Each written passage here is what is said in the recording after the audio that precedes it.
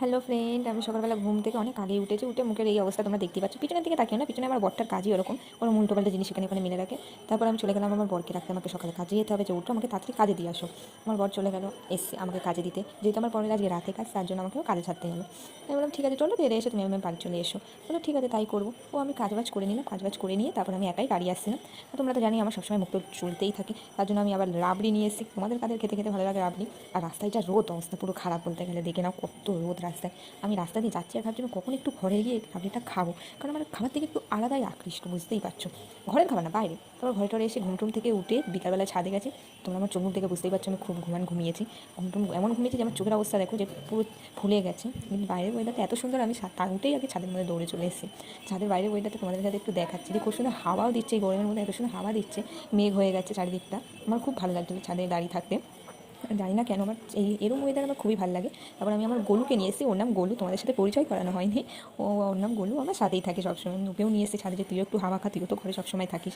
তাই ও আমার সাথে বাইরে হাওয়া খেতে এসে ছাড়িনি, যেহেতু ছাড়লেও মানে তাণ্ডব পাঁচিয়ে দেবে, তার জন্য আমি ছাদে এনে ছাড়িনি।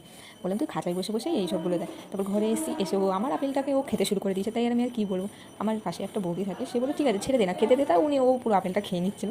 পুরোটা তো আর খেতে পারেনি, ওখান থেকে হাফ আপেলটা খেয়েছে, আর হাফ পুরো ফেলে দিতে হলো।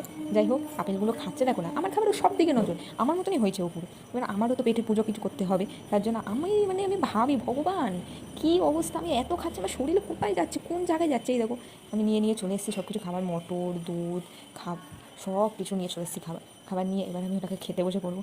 আমি বললাম না আমার সবসময় মুখই চলতে থাকে, মানে এত মুখ চলে, তাও আমার শরীরে কিছু হয়নি। তারপর আমি বসে পড়েছি খেতে, গপ গপ করে খেয়ে নেবো। গোলু আমার দিকে তাকিয়েছিল যে আমি একা একা খাচ্ছি, খেতেও পারি না, মানে দেখো এই মুখের মধ্যে লাগিয়ে আবার বসে আছি।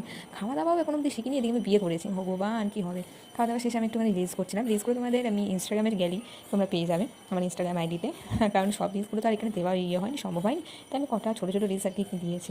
তোমরা যদি আমাকে ফলো করতে চাও, আমি কমেন্টে তোমাদের আইডিটা দিয়ে দেবো। তো আমি ইনস্টাগ্রামে রিলস করছিলাম। রিলস টিলস করে আজকে এইটুখানি, পরে আবার কথা হবে, বাই বাই।